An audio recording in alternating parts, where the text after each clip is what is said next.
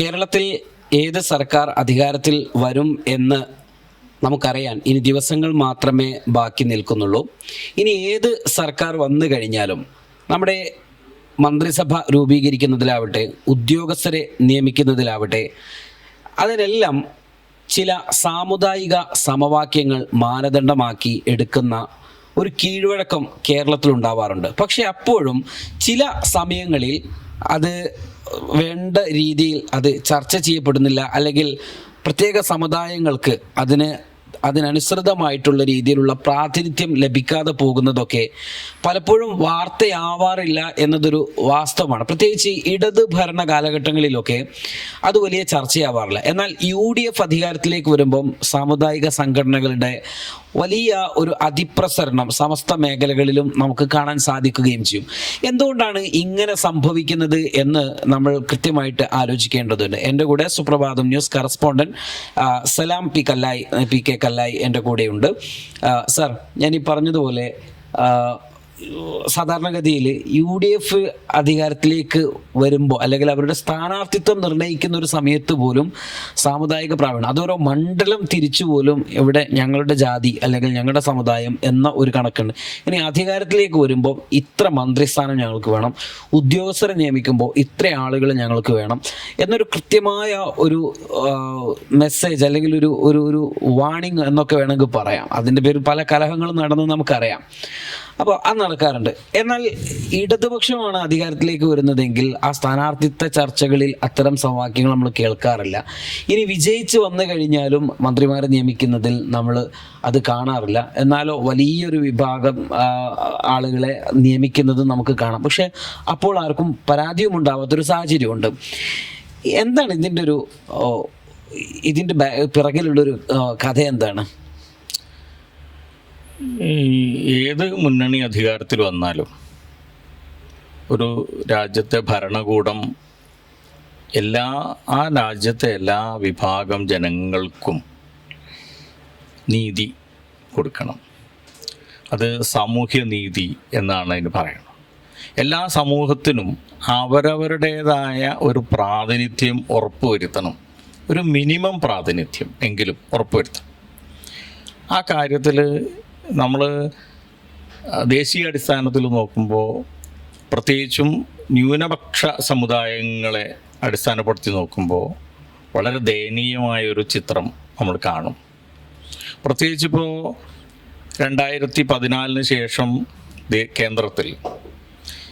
കേന്ദ്രത്തിൽ മുസ്ലിം സമുദായത്തിൽ നിന്ന് ഒരു മന്ത്രി പോലും ഇല്ല. ഭരണകക്ഷിക്ക് ഒരു മുസ്ലിം സമുദായത്തിൽ നിന്ന് ഒരു MP പോലുമില്ല. എത്രമാത്രം ജനാധിപത്യം ഒരു സമൂഹം അപകടത്തിലായിരിക്കുന്നു എന്നതിൻ്റെ ഏറ്റവും വലിയ ഒരു ദൃഷ്ടാന്തം അത് തന്നെയാണ്. ഇന്ത്യയിലെ ഒരു 12-15% വരുന്ന ഒരു ജനസമൂഹം, ആ ജനസമൂഹത്തിന് അധികാര സ്ഥാനങ്ങളിൽ ഒരു പങ്കുമില്ല. അവർ സ്ഥാനാർത്ഥികളെ നിർണ്ണയിക്കുമ്പോൾ അവർക്കൊരു പങ്ക് കിട്ടുന്നില്ല.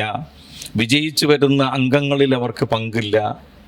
സ്വാഭാവികമായും മന്ത്രിസഭയിലും ഒരു പങ്കില്ല. അധികാരത്തിൽ നിന്ന് പൂർണ്ണമായി മാറ്റി നിർത്തപ്പെടുന്ന ഒരു സാഹചര്യം. അപ്പോൾ നമ്മൾ അത്തരൊരു സാഹചര്യം ദേശീയ അടിസ്ഥാനത്തിൽ കാണുമ്പോൾ, പല സംസ്ഥാനങ്ങളിലും ഉത്തരേന്ത്യൻ സംസ്ഥാനങ്ങളിൽ കാണുമ്പോൾ, കേരളം വളരെ ഒരു മികച്ച ഒരു മാതൃകയായി നമ്മൾ ആഘോഷിക്കാറുണ്ട്.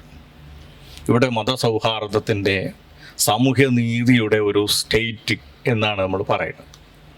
എന്നാൽ കേരളത്തിൻ്റെ ഒരവസ്ഥ പരിശോധിക്കുമ്പോഴും അതിൽ നിന്ന് അത്രമാത്രം വ്യത്യസ്തമല്ല എന്നാണ് നമ്മൾ കാണാൻ കഴിയുക. ഇപ്പോൾ കേരളത്തിലെ മന്ത്രിസഭകൾ എടുത്തു നോക്കിയാൽ ഇതിലേറ്റവും രസകരമായ ഒരു കാര്യം എന്ന് പറയുന്നത്,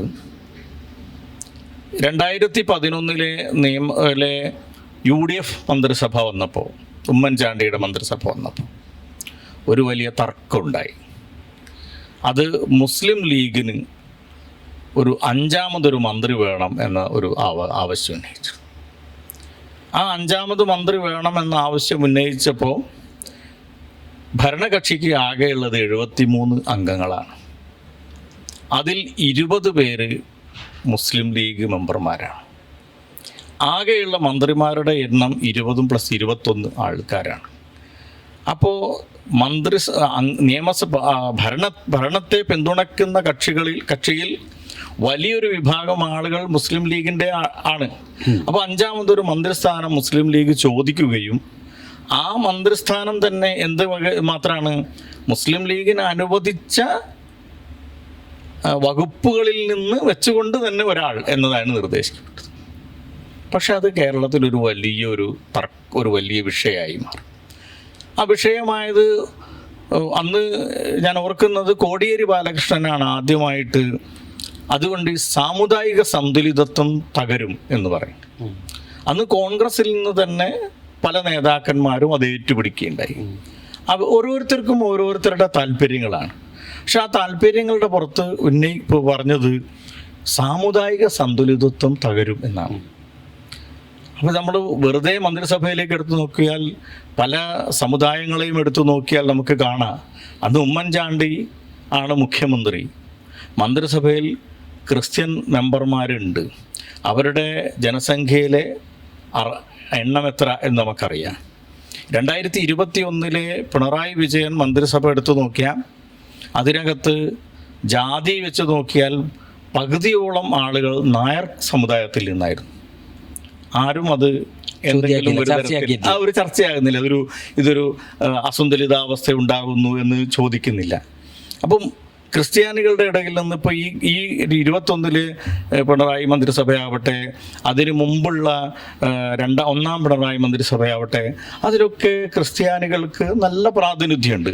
ആ പ്രാതിനിധ്യമാകട്ടെ സഭകൾക്കനുസരിച്ച് കത്തോലിക്ക സഭയ്ക്ക് പ്രാധാന്യം, പ്രൊട്ടസ്റ്റന്റ് സഭയ്ക്ക് സ്ഥാനം, ലത്തീൻ കത്തോലിക്കർക്ക്, അങ്ങനെ എല്ലാ സഭ വെച്ച് വരെ എന്തുണ്ട്, പ്രാതിനിധ്യമുണ്ട്. അങ്ങനെ പ്രാതിനിധ്യം പാടില്ലെന്നല്ല, പ്രാതിനിധ്യം എല്ലാ സമൂഹങ്ങൾക്കും അവരവർ അർഹിക്കുന്ന പ്രാതിനിധ്യം കൊടുക്കണം. പക്ഷെ അവരുടെ പ്രാതിനിധ്യം ഒന്നും നായർ കമ്മ്യൂണിറ്റിൻ്റെ പ്രാതിനിധ്യമോ ക്രിസ്ത്യൻ കമ്മ്യൂണിറ്റിൻ്റെ പ്രാതിനിധ്യമോ ഒന്നും ഒരു സന്തുലിതാവസ്ഥയെ തകർക്കുകയില്ല. ചർച്ചയല്ല. അപ്പം മുസ്ലിം സമുദായത്തിൽ നിന്നുള്ള ആളുകൾ 4 5 5 6 21 6 മുസ്ലിം കമ്മ്യൂണിറ്റിയിൽ നിന്നുള്ള മന്ത്രിമാരുണ്ടായാൽ അത് കേരളത്തിൻ്റെ സാമുദായിക സന്തുലിതാവസ്ഥ തകർക്കും എന്നൊരു ചിന്ത എങ്ങനെയാണ് ഉണ്ടാവുന്നത്? അതെന്ത് തരം സെക്കുലറിസമാണ് എന്നുള്ളത്. ഇനിയിപ്പം ഈ റിസൾട്ട് വന്നു കഴിഞ്ഞാൽ അതെ, സ്വാഭാവികമായിട്ടും മുസ്ലിം ലീഗ് ഉപമുഖ്യമന്ത്രി സ്ഥാനത്ത് ക്ലെയിം ഉന്നയിക്കുന്നുണ്ട്. UDF അധികാരത്തിൽ വരികയാണെന്ന ഒരു സാഹചര്യത്തിലാണ് ഈ ഒരു ഈ തെരഞ്ഞെടുപ്പിന്റെ തൊട്ട് മുമ്പേ നടന്ന അതായത് പ്രചരണം അവസാനിക്കുന്ന ഘട്ടത്തിൽ 2 പേര് വാർത്താ സമ്മേളനം നടത്തി. ഒന്ന് രാജീവ് ചന്ദ്രശേഖർ. ഇപ്പം രാജീവ് ചന്ദ്രശേഖറും വാർത്താ സമ്മേളനം നടത്തിയിട്ട് പറയുന്നത് UDFന് ഭൂരിപക്ഷം കിട്ടുകയാണെങ്കിൽ മുസ്ലിം ലീഗിന് എത്ര മന്ത്രിമാരുണ്ടാകും എന്നാണ് ചോദിക്കുന്നത്. അതേസമയം തന്നെ കമ്മ്യൂണിസ്റ്റ് CPMൻ്റെ പോളിറ്റ് ബ്യൂറോ മെമ്പർ വിജയരാഘവൻ വാർത്താ സമ്മേളനം നടത്തി. വാർത്താ സമ്മേളനത്തിന് നടത്തിയിട്ട് അദ്ദേഹവും ചോദിക്കുന്നത് ഇതേ ചോദ്യം തന്നെയാണ്. അപ്പോൾ എന്താണ് ഇതിലുള്ള ഒരു പ്രശ്നം? ഒരു സമൂഹത്തിന് അവരർഹിക്കുന്ന ഒരു പ്രാതിനിധ്യം കൊടുക്കണ്ടേ? ഒരു സമുദായത്തിൻ്റെത് മാത്രം. അപ്പോൾ നമ്മൾ നോക്കി, അപ്പോൾ 2016 ഒന്നാം പിണറായി സർക്കാർ, ഇനി അതല്ല അതിന് മുമ്പുള്ള സർക്കാരുകളൊക്കെ എടുത്തു നോക്കിയാലും, ഇപ്പോൾ VS അച്യുതാനന്ദൻ്റെ സർക്കാരാവട്ടെ, അതിനു മുമ്പുള്ള EK നായനാരുടെ സർക്കാരാവട്ടെ, ഈ സർക്കാരുകളൊക്കെ എടുത്തു നോക്കിയാൽ മുസ്ലിം സമുദായത്തിൽ നിന്ന് 1 2 2.5 ഒക്കെ ഉണ്ടാണ്. ഒരു 3 മന്ത്രിസഭ തന്നെ കേരളത്തിൽ ഇടതുപക്ഷത്തിൻ്റെ ഭാഗത്ത് നിന്ന് ഉണ്ടായിട്ടില്ല.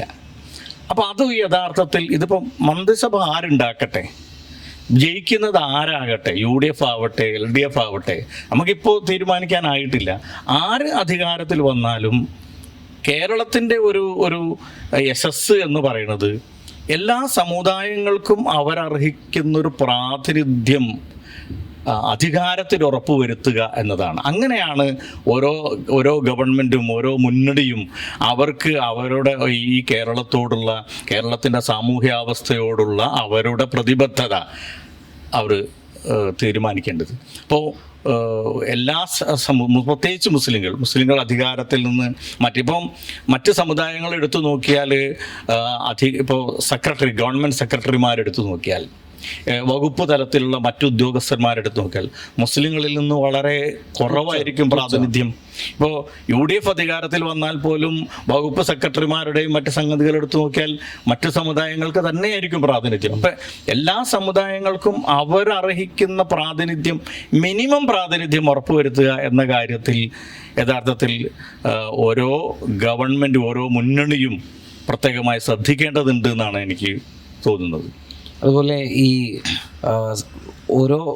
ഇതൊരു വിഷയമായിക്കൊണ്ടിരിക്കുന്ന ഒരു ഘട്ടമുണ്ട്. അത് വാർത്തയാക്കുന്നതിൽ മാധ്യമങ്ങൾക്കും പ്രത്യേക താല്പര്യമുണ്ട്. മാധ്യമങ്ങൾ മറ്റ് ചില താല്പര്യ കക്ഷികളുടെയോ അല്ലെങ്കിൽ താല്പര്യ കക്ഷികളുടെയോ അവരുടെയൊക്കെ മറ പിടിച്ചുകൊണ്ട് അതിന് പ്രത്യേക ഒരു അജണ്ട സൃഷ്ടിക്കുന്നത്. ഇപ്പോൾ 5ാം മന്ത്രി സ്ഥാനം തന്നെ ഒരു ഉദാഹരണത്തിന് നമുക്ക് എടുത്തു കഴിഞ്ഞാൽ അതൊരു ചർച്ച എന്നതിനപ്പുറത്തേക്ക് അത് ഈ പൊതുസമൂഹത്തിൻ്റെ ഒരു യഥാർത്ഥത്തിൽ ആ ചർച്ചയാണ് സന്തുലിതാവസ്ഥ തകർത്തത് എന്നാണ് എനിക്ക് തോന്നുന്നത്. കാരണം അതിനൊരു അജണ്ട സെറ്റ് ചെയ്ത് കൊണ്ടുവരുന്ന ഒരു സംവിധാനം.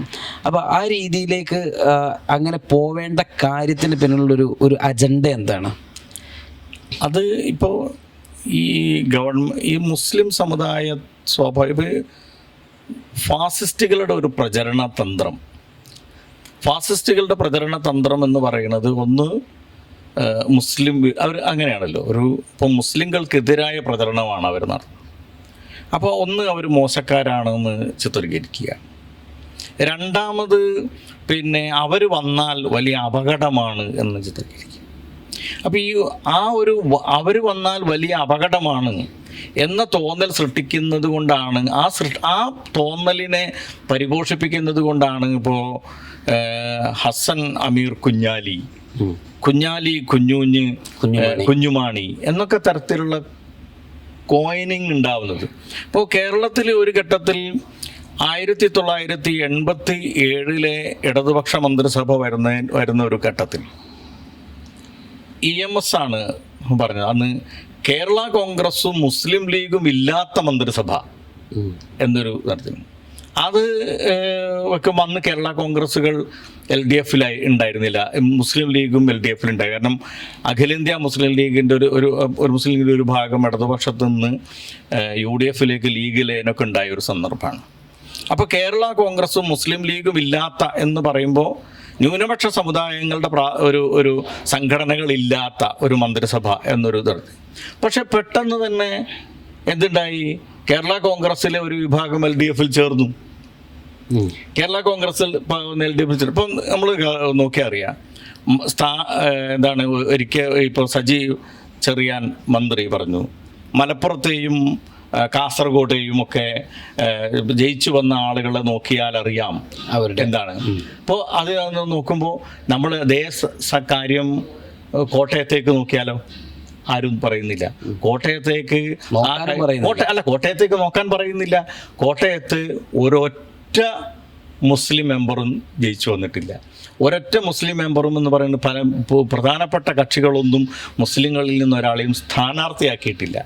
ഇനി വേറൊരു രസമില്ല, ഇപ്പോൾ കേരള കോൺഗ്രസ് നമ്മൾ പറയുമ്പോൾ കേരള കോൺഗ്രസ് ഒരു ക്രിസ്ത്യൻ സമുദായ പ്രാതിനിധ്യമുള്ള പാർട്ടിയാണ്.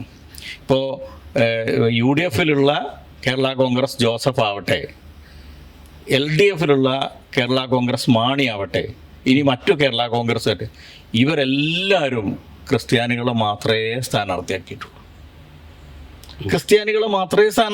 പക്ഷേ ഈ ക്രിസ്ത്യാനികൾ മാത്രമേ കേരള കോൺഗ്രസ് സ്ഥാനാർത്ഥിയാക്കുന്നുള്ളൂ എന്ന കാര്യം ആരും ചർച്ച ചെയ്യുന്നില്ല. കേരള കോൺഗ്രസിൽ ഈ തവണ സ്ഥാനാർത്ഥിയാക്കിയാൽ 12 സ്ഥാനാർത്ഥികളെ കേരള കോൺഗ്രസ് മാണി നിർത്തി.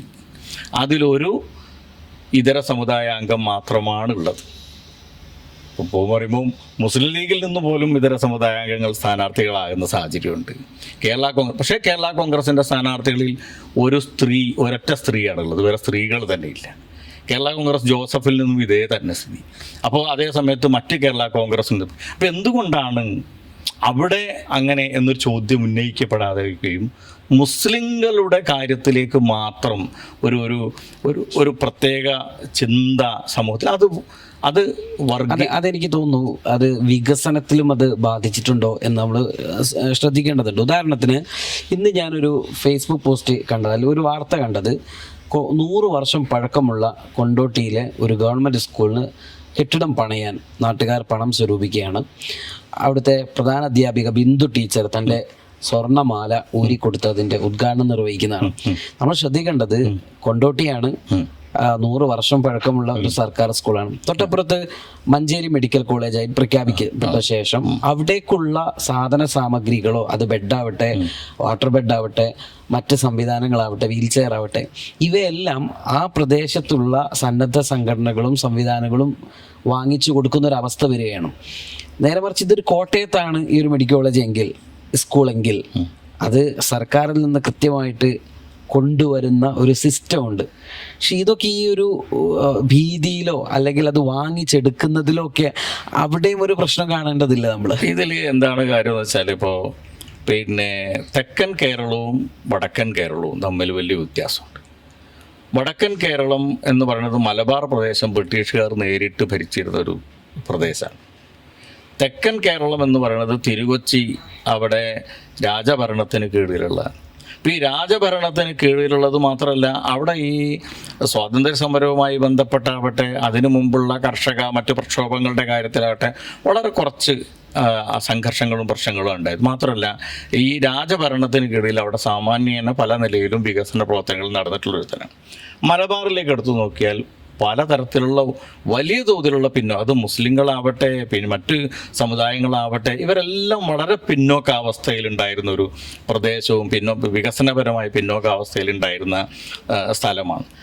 അങ്ങനെയുള്ള പ്രദേശങ്ങൾ കൂട്ടിച്ചേർത്തൊരു കേരളം ഒരു സ്റ്റേറ്റായിട്ട് മാറുമ്പോൾ, അങ്ങനെ വരുമ്പോൾ പിന്നോക്ക സ്ഥലം എന്ന നിലയിൽ, പിന്നോക്ക പ്രദേശം എന്ന നിലയിൽ ഒരു പ്രത്യേക പ്രാധാന്യം, പ്രത്യേക പരിഗണന. ഇപ്പം കോഴിക്കോട് കോർപ്പറേഷൻ ഞാൻ ഓർക്കണത്, കോഴിക്കോട് കോർപ്പറേഷനിൽ 2 തരം ഇതുണ്ട്. എന്താണ് ഈ പണം നീക്കി വെപ്പുണ്ട്. ഒന്ന് കൂട്ടി ചേർക്കപ്പെട്ട പ്രദേശങ്ങളെന്നും നേരത്തെയുള്ള പ്രദേശങ്ങൾ.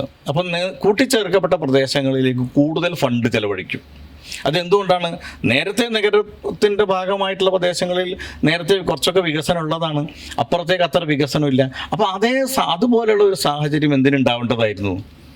മലബാറും തെക്കൻ കേരളവും തെക്കൻ കേരളവും തമ്മിലുള്ള ഒരു വ്യത്യാസം ഉണ്ടാവേണ്ടതായിരുന്നു. പക്ഷേ നിർഭാഗ്യവശാൽ കേരളത്തിൽ എന്തുണ്ടായിട്ടില്ല, അത്തരത്തിൽ പിന്നോക്ക പ്രദേശം എന്നുള്ള നിലയ്ക്കുള്ള ഒരു പ്രാധാന്യം കൊടുക്കാൻ കേരളത്തിന് സാധിച്ചിട്ടില്ല.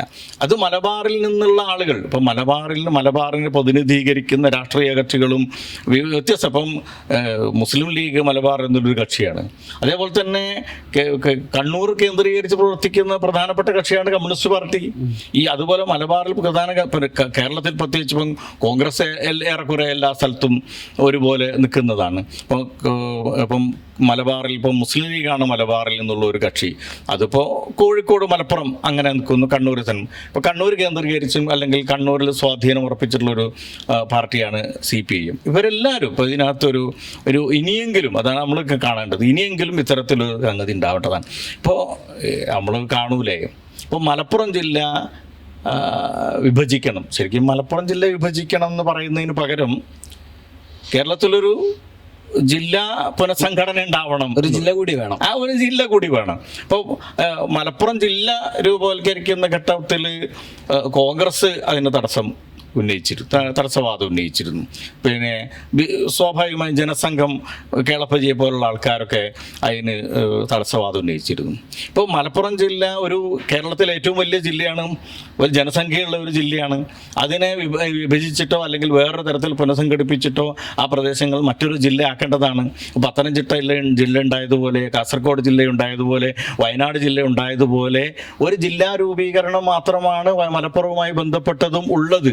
പക്ഷെ അതൊരു വലിയ പ്രശ്നമാണ്. അത് ഉന്നയിക്കുന്നത് വലിയൊരു പ്രശ്നമാണ്. അതിനെപ്പറ്റി സംസാരിക്കുന്നത് ഒരു ബുദ്ധിമുട്ടാണ് എന്ന് പറയുന്നത്. അപ്പോൾ അതേസമയം അത് വികസനത്തിൻ്റെ പ്രധാനപ്പെട്ടതാണ്. അവിടെയൊക്കെ ചെറിയ ചെറിയ താലൂക്കുകൾ ഉണ്ടായിരിക്കുമ്പോൾ ഇവിടെയൊക്കെ വലിയ വലിയ താലൂക്കുകളാണുള്ളത്.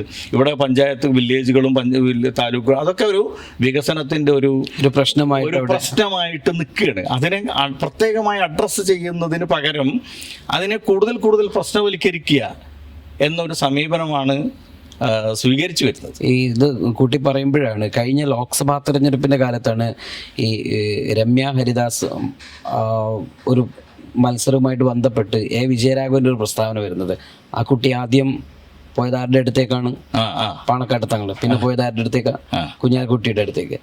ആ ഒരു പരാമർശം ഇപ്പോൾ ഈ തെരഞ്ഞെടുപ്പിൽ പേരാമ്പ്രയിൽ മത്സരിച്ച ഫാത്തിമ തഹ്ലിയ നേരിട്ടിട്ടുള്ള ചില പ്രശ്നങ്ങൾ, അതോടൊപ്പം ഷാഫി പറമ്പിലുമായിട്ട് ബന്ധപ്പെട്ട് നമ്മൾ കേട്ടുകൊണ്ടിരിക്കും. അപ്പോൾ പാലക്കാട് തിരഞ്ഞെടുപ്പുമായിട്ട് ബന്ധപ്പെട്ട് അപ്പോൾ ഇങ്ങനെയൊക്കെ ചില പ്രസ്താവനകൾ. കാരണം ഇപ്പോൾ നമ്മൾ ഷാഫിയെക്കുറിച്ച് തന്നെ പറയുമ്പം നമ്മൾ പിന്നെ സ്വകാര്യ സംഭാഷണത്തിൽ നമ്മളത് സംസാരിച്ചതുപോലെ ഷാഫി പലപ്പോഴും ഷാഫിയെക്കുറിച്ച് മുസ്ലിം സമുദായത്തിനകത്ത് വലിയ പരാതിയുണ്ട്.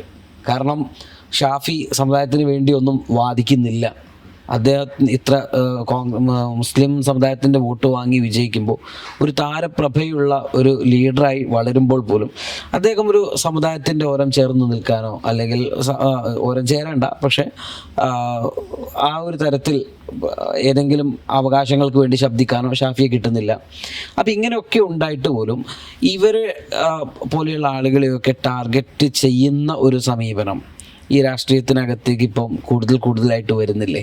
അപ്പം ഇങ്ങനെ വരുന്ന ഒരു സംഭവം അത് ഈ രാഷ്ട്രീയ രംഗം കൂടുതൽ മലീമസമാവുമല്ലേ? ഷാഫിയെ കുറിച്ച് പറയുമ്പോൾ അത് ശ്രദ്ധിക്കേണ്ട ഒരു പ്രധാനപ്പെട്ട കാര്യമാണ്. ഇപ്പോൾ ഷാഫി 2 തവണ പാലക്കാട് ജയിച്ചു.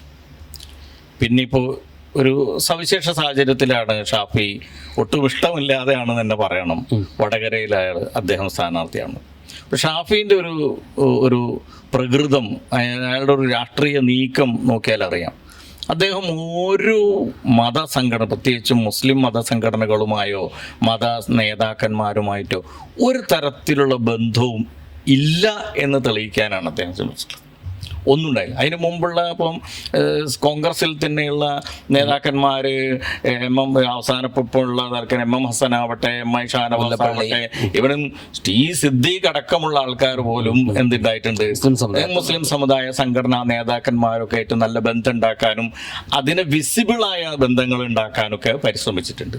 ഒരു സമുദായ പ്രാതിനിധ്യം ആയിക്കോട്ടെ എന്ന് വിചാരിക്കുന്ന ആൾക്കാർ. അപ്പം സ്വാഭാവികമായിട്ടും കോൺഗ്രസിൽ കോൺഗ്രസ് ഒരു ലിബറൽ ജനാധിപത്യ കക്ഷിയാണ്. അപ്പം അതിനകത്ത് എന്തുണ്ടാവും, മുസ്ലിങ്ങൾക്കുള്ള പ്രാതിനിധ്യം എന്നൊക്കെ പറഞ്ഞാൽ, അല്ലെങ്കിൽ ഈഴവർക്കുള്ള പ്രാതിനിധ്യം, ക്രിസ്ത്യാനികൾക്ക് പ്രാതിനിധ്യം, നായർക്കുള്ള പ്രാതിനിധ്യം, നമുക്ക് പ്രാതിനിധ്യം കുറേയൊക്കെ അത് വകവെച്ച് കൊടുക്കുകയും അതിനുവേണ്ടി വാദങ്ങൾ ഉണ്ടാവുകയും ചെയ്യും. അപ്പോൾ ആ ഒരു അവസ്ഥയിൽ പക്ഷെ ഷാഫി ഇത്തരത്തിലുള്ള ഒരു തരത്തിലുള്ള ചാപ്പകുത്തലുകൾക്കും ബ്രാൻഡിങ്ങിനും നിന്നുകൊടുക്കാതെ പൂർണ്ണമായും ഒരു സെക്കുലർ എന്നൊരു അതിൽ മാത്രം ഉറച്ചു നിൽക്കണമെന്ന് വിചാരിച്ച് അതിനുണ്ട്. ഇപ്പോൾ പാലക്കാടൊക്കെ അദ്ദേഹം അസംബ്ലിയിൽ മത്സരിക്കുന്ന ഘട്ടത്തിൽ അദ്ദേഹത്തിൻ്റെ ഏറ്റവും മികച്ച ചിത്രങ്ങളെല്ലാം കാണുകൾ അഗ്രഹാരത്തിലായിരിക്കും. ഏറ്റവും മികച്ച അദ്ദേഹത്തിൻ്റെ സുഹൃത്തുക്കൾ, വലയങ്ങൾ, കാര്യങ്ങളെല്ലാം അത്തരത്തിലുള്ളതായിരിക്കും. അത് വളരെ ബോധപൂർവം ശ്രദ്ധയോടുകൂടി അങ്ങനെ ചെയ്തിട്ടുള്ള ഒരാളാണ്. ലൈഫിലും ഏറെക്കുറെ അങ്ങനെയൊക്കെ തന്നെ ഉള്ളതാണെന്നാണ് ഞാൻ മനസ്സിലാക്കുന്നത്. പക്ഷേ അദ്ദേഹം വടകരയിൽ മത്സരിക്കാൻ വന്നപ്പോൾ അയാൾക്ക് ഷാഫിക്കെതിരെ കാഫിർ എന്ന് പറയുന്ന ഒരു പോസ്റ്റ് ഇറങ്ങിയല്ലോ. അപ്പോൾ അതിൽ മുസ്ലിം എന്ന നിലയിൽ കൊണ്ടുവരിക, മുസ്ലിങ്ങളുടെ വോട്ട് വാങ്ങാൻ എന്ന് പറയുക. അതിൻ്റെ ഒരു ഫലം എന്ന് പറയുന്നത് വേറൊരു കാര്യം കൂടെ ഉണ്ട്. മുസ്ലിങ്ങൾ എന്ന് പറയുന്നവർ സമുദായം നോക്കി വോട്ട് ചെയ്യുന്നവരാണ് എന്നുകൂടി അതിനകത്ത് വരും. ഇവർ സമുദായ പ്രകടനം നടത്തുന്നു, വോട്ട് വാങ്ങുന്നു എന്നുള്ളത് മാത്രമല്ല, മുസ്ലിം സമുദായം നോക്കി വോട്ട് ചെയ്യുന്ന ആൾക്കാരാണ് എന്ന് പറയും. അപ്പോൾ യഥാർത്ഥത്തിൽ അങ്ങനെയല്ല. അപ്പോൾ കോഴിക്കോട് പാർലമെൻറ്റ് മണ്ഡലത്തിൽ എളമരം കരീം മത്സരിച്ചപ്പോൾ അദ്ദേഹം സ്വയം കരീം ക എന്ന് വിശേഷിപ്പിക്കുന്നു. അങ്ങനെ ഒരാൾ അങ്ങനെ വിശേഷിപ്പിക്കേണ്ടതില്ലല്ലോ. അപ്പോൾ കരീം ക എന്ന് പറഞ്ഞിട്ടാണ് ഇപ്പോൾ ബോർഡുകൾ പോലും എഴുതിയത്.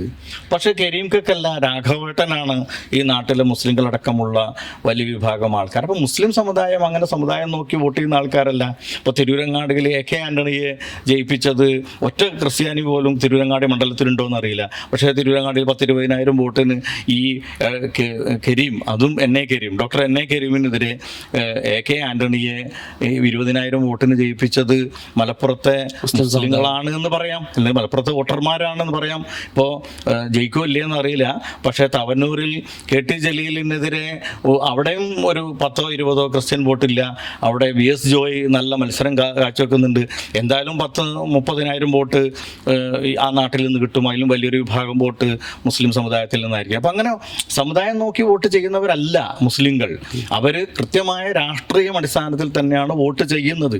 പക്ഷേ പറഞ്ഞു വരുന്നത് ഷാഫി പക്ഷേ എന്ത് ചെയ്യാണ്, ഒരു തരം സാമുദായിക ഒരു ഇതാണ് ഇത്. ഇതേ സമയം തന്നെ വേറെ ആർക്കും ഇത് ബാധകമാകുന്നില്ല. ഇപ്പോൾ TP രാമകൃഷ്ണൻ പരിണതപ്രജ്ഞനായിട്ടുള്ള CITUവിൻ്റെ ഒക്കെ പ്രമുഖനായിട്ടുള്ള CPM-ൻ്റെ അടുത്ത മുന്നണി കൺവീനറൊക്കെ ആയിട്ടുള്ള, അപ്പോൾ അദ്ദേഹം ജയിക്കുമ്പോൾ അത് ഭൂരിപക്ഷ സമുദായത്തിൻ്റെ വിജയമാണെന്നോ ഭൂരിപക്ഷ സമുദായത്തിൻ്റെ ഏകീകരണം സംഭവിച്ചിരിക്കുന്നോ ആരും പറയില്ല. അത് തഹ്ലിയ ജയിക്കുകയാണെങ്കിൽ അവിടെ ന്യൂനപക്ഷ ഏകീകരണം. അതെന്താ അങ്ങനെ സംഭവിക്കുന്നത്? ന്യൂനപക്ഷ ഏകീകരണം. അപ്പോൾ ഭൂരിപക്ഷ ഏകീകരണം ഉണ്ടാക്കാനാണ് യഥാർത്ഥത്തിൽ അവിടെ ശ്രമം ഉണ്ടായത്.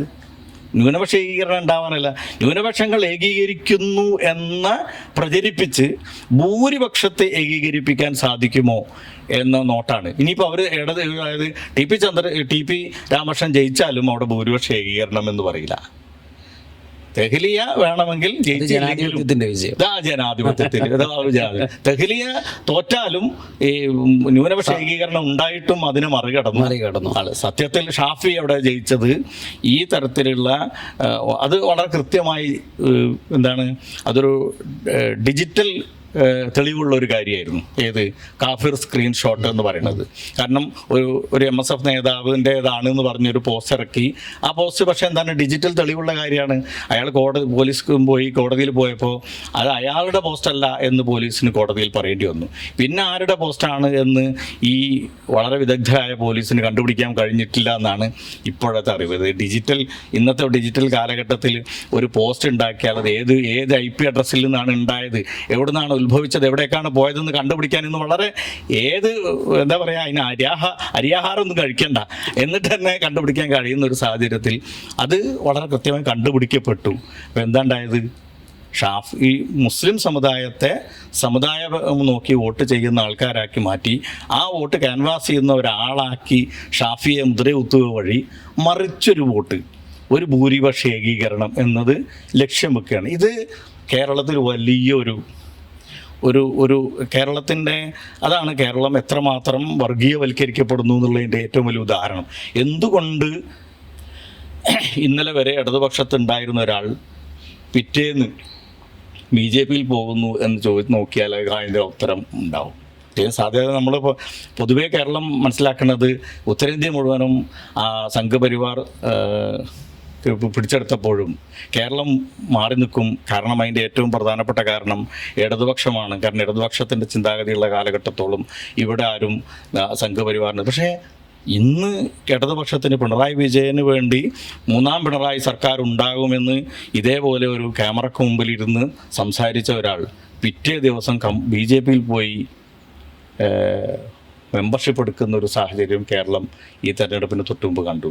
ഇടതുപക്ഷത്തിൻ്റെ ഒരു MLA ആയി നിന്നുകൊണ്ട് അയാൾ പിറ്റത്തെ ദിവസം BJP-യിൽ മെമ്പർഷിപ്പ് എടുത്ത് അതേ സ്ഥാനാർത്ഥിയാകുന്നത് കണ്ടു. അപ്പോൾ ഇത് കമ്മ്യൂണിസ്റ്റ് പാർട്ടി വളരെ ശ്രദ്ധിക്കണമെന്ന് എനിക്ക് തോന്നുന്നത്. കാരണം കമ്മ്യൂണിസ്റ്റ് പാർട്ടി ഇടതുപക്ഷം എന്ന് പറയുന്നത് തീർച്ചയായിട്ടും കേരളത്തിലെ ഇന്ത്യൻ സെക്കുലറിസത്തിലും ആശയപരമായ വലിയ സംഭാവന നൽകുന്ന ഒരു സോഴ്സ് തന്നെയാണ്. അതിൻ്റെ ഒരു ഇത് ഉണ്ട്. പക്ഷെ അതിന് പ്രായോഗിക രാഷ്ട്രീയത്തിലേക്ക് വരുമ്പോൾ ഭരണം നിലനിർത്താനും ഭരണം പിടിക്കാനൊക്കെയുള്ള പരിശ്രമത്തിനിടയിൽ ഈ ഒരു സാമുദായിക വർഗീയതയെ പ്രോത്സാഹിപ്പിക്കുന്ന ഇസ്ലാം ഭീതി സൃഷ്ടിക്കുന്ന തരത്തിലുള്ള പ്രവർത്തനങ്ങൾ ഉണ്ടാവുന്നത് സത്യത്തിൽ ശ്രദ്ധിക്കേണ്ട. അതിപ്പോൾ ഏത് ഭാഗത്തു നിന്നായാലും 5ാം മന്ത്രിയുടെ കാര്യം അന്ന് ചർച്ച ചെയ്തപ്പോൾ കോൺഗ്രസിൽ നിന്നുള്ള നേതാക്കന്മാരിൽ ചിലരും ഇതേപോലുള്ള സമീപനങ്ങൾ സ്വീകരിച്ചിരുന്നു. ഇത് വ്യക്തിപരമായിരിക്കാം, പക്ഷേ എങ്കിൽ പോലും അത് കേരളത്തിൻ്റെ സാമൂഹ്യ രാഷ്ട്രീയ അവസ്ഥ നമ്മൾ കൊട്ടിപ്പാടുന്ന ആഘോഷിക്കുന്ന ആ അവസ്ഥയ്ക്ക് വലിയ ദോഷം ഉണ്ടാക്കും. അതുകൊണ്ടാണ് ഇന്ന് സെക്കുലർ വേദിയിൽ കാണുന്ന ഒരാളെ നാളെ BJP-യിൽ പോകാൻ കഴിയുന്ന ഒരു സാഹചര്യം ഉണ്ടാകുന്നത്. ആ വോട്ടിങ്ങിനും അത് കാണാൻ പറ്റും. ഈ ജനാധിപത്യ പാർട്ടികൾക്കിടയിൽ നിന്ന് ഇത്തരത്തിലുള്ള അപകടകരമായ പ്രസ്താവനകൾ നടത്തുമ്പോൾ അവിടെ തക്കം പാർത്തിരിക്കുന്ന ഒരു രംഗം കുളമാകാൻ കാത്തിരിക്കുന്ന ഒരു വിഭാഗം ഇവിടെ ഉണ്ട് എന്നുള്ളൊരു ബോധ്യം പരമ്പരാഗത കോൺഗ്രസ്, CPM, ഇടത് വലത് മുന്നണികൾക്കൊക്കെ ഇനിയെങ്കിലും അത് ഉൾക്കൊള്ളേണ്ട സമയം അതിക്രമിച്ചിട്ടുണ്ട്. തീർച്ചയായിട്ടും മതേതര കക്ഷികൾ അവരുടെ അധികാരത്തിൻ്റെ പിടിക്കാനായാലും അത് തുടർച്ചയ്ക്ക് വേണ്ടിയിട്ടാണെങ്കിൽ പോലും സാമുദായിക അവസ്ഥയെ അപകടപ്പെടുത്തുന്ന രീതിയിലുള്ള പ്രവർത്തനങ്ങൾ അതിൽ നിന്ന് പിന്മാറണം. അല്ലെങ്കിൽ അതിന് വലിയ വില കൊടുക്കേണ്ടി വരിക അവർ തന്നെയാണ്.